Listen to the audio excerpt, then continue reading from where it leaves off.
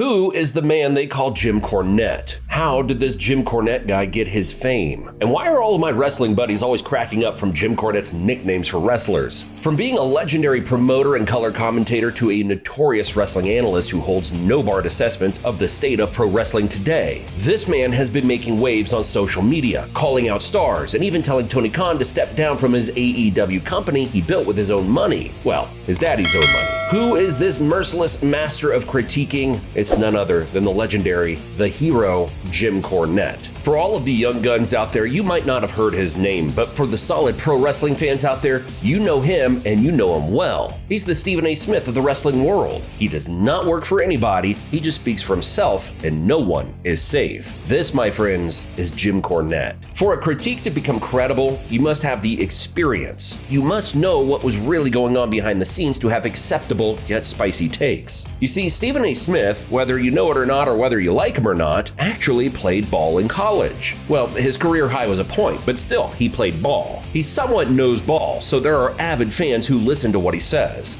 Y'all smoking crack! Something is wrong with you people! What the hell has this world come to? How about a more credible sports analyst? ESPN's own Shannon Sharpe. He was fantastic in the NFL. He knew the game and has the credentials as a Hall of Famer. So we have an insight coming from not just your average player, but a dominating one. Sounds credible, right? My grandmother told me there's 3 types of people that would generally tell you the truth. Kids, drunks, and angry. Well, in the wrestling world, we have Jim Cornette that has the same Shannon Sharpe and Stephen A. pedigree. You might not know this, but Jim Cornette has dedicated his entire life to wrestling. It's not an overstatement to say that he has wrestling coursing through his veins. He's been a part of the wrestling world ever since he was 9 years old. And sure, he didn't make a name for himself by flexing his muscles or performing high-flying maneuvers. He wasn't even sure if he could climb the ropes. But one thing was for sure. I think, me personally, that it's about time that the wrestling fans and the promoters, all of them in this business, started recognizing guys like Nature Boy Ric Flair, like Arn Anderson, like Cactus Jack, who work hard and have ability and have talent to get where they are, instead of a bunch of guys that get to their spot by hanging around with the boss and sucking up. I'm Jim Cornette, and that's my opinion. He has a way with his words and mischievous personality. His words can literally cut through steel, and with a passion for wrestling, he can break through barriers. At the age of 9, Jim loved wrestling. In fact, he loved wrestling so much that he had to install a gigantic antenna on their house just so he could watch as much regional wrestling as possible. Mind you, he was only 9 years old. Unlike most wrestlers who grew up in a wrestling family or did not exceed in their sports endeavors, Jim's road to wrestling was quite different. He loved wrestling. Little did he know that his one-way ticket to enter the world of wrestling was his camera lens and enthusiasm. At the age of 14, he snapped action shots that captured the essence of the squared circle. Little did Jim know that this humble beginning would become his foundation for a career that would see him become one of the most recognizable and controversial figures in the wrestling business. From being a photographer, Jim became a ring announcer, timekeeper, and magazine respondent. After years of forming connections in other promotions, Jim got to meet a man named Jerry Jarrett, promoter of the Continental Wrestling Association, mostly known as the Memphis Territory. Memphis Territory made the name Jim Cornette grow.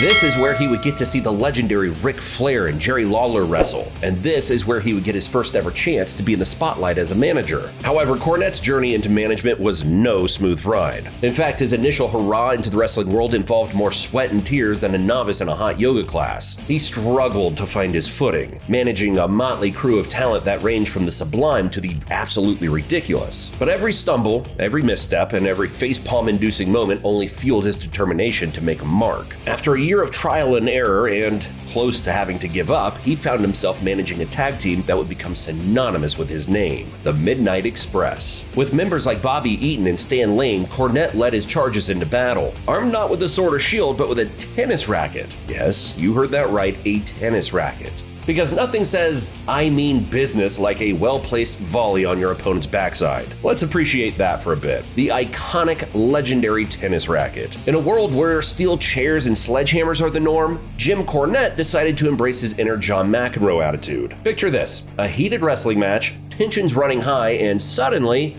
out comes Cornette, swinging his tennis racket like he's about to serve an ace at the US Open. As silly as it was, the tennis racket wasn't just a prop for Cornette. It was an extension of his character, a symbol of his eccentricity and testament to his ability to stand out in a business teeming with bizarre personalities. The wrestling world had seen its fair share of gimmicks, but a manager wielding a tennis racket with the finesse of a seasoned pro, that was a stroke of genius. For years, Jim managed the Midnight Express as they generated buzz across the wrestling world. He then became a color commentator for Jim Crockett Promotions and even a booker for World Championship Wrestling, or WCW.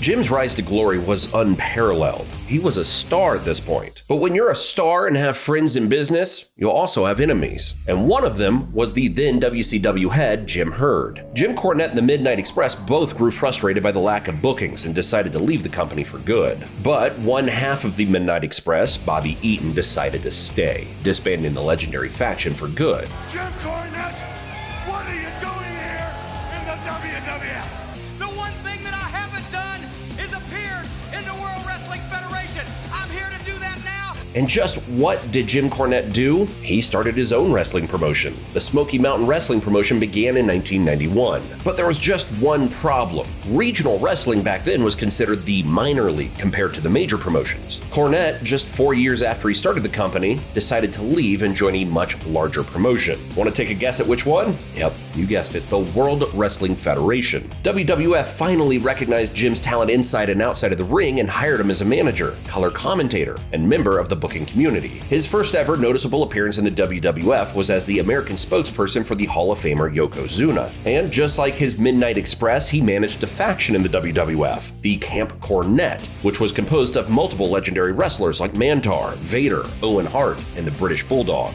He also became a member of the WWF announcing team and became a color commentator. The company also realized his knack for seeing potential in wrestlers and appointed him as a booker. He spent 12 solid years with the company, even overseeing the company's transition from the Attitude to the PG era. However, there is one thing Jim Cornette actually sucks at, and that's being on good terms with his boss. We can all agree that that's the hardest part of every job, right? After more than a decade in the company, Jim reportedly had a fallout with the then head writer Vince Russo and producer Kevin Dunn. I hate to say it, but this is probably one of the main reasons why he's not in the WWE Hall of Fame. During his tenure with the WWF, Jim Cornette also became the head booker of Ohio Valley Wrestling. And we all know that one legendary class from OVW, John Cena, Batista, Randy Orton, and Brock Lesnar. Yes, that's right, Cornette helped foster these future superstars. He is widely credited with how successful these young wrestlers have become. This OVW class was indeed the greatest wrestling class of all time. Then, after his stint with the WWE, Jim headed to the next most popular wrestling promotion at that time, Total Nonstop Action Wrestling, or TNA. Those TNA rosters back then were stacked. Jim booked superstars like AJ Styles, Christian Cage, Sting, Scott Steiner, and Samoa Joe. TNA made Jim Cornette like their Vince McMahon. He was their authority, and well, his tenure was cut short there because his archenemy was the head creative there, Vince Russo. Out of all companies, Vince Russo chose where Jim worked his ass off. After TNA, Jim Cornette jumped from various promotions to Ring of Honor, back to the OVW, What Culture Pro Wrestling, and NWA. Jim, after almost 4 decades in the industry, officially announced his retirement. And you might think that after dedicating most of your life to wrestling, that when you were done, you might want to just sip some margaritas and beers on the beach, right? Well,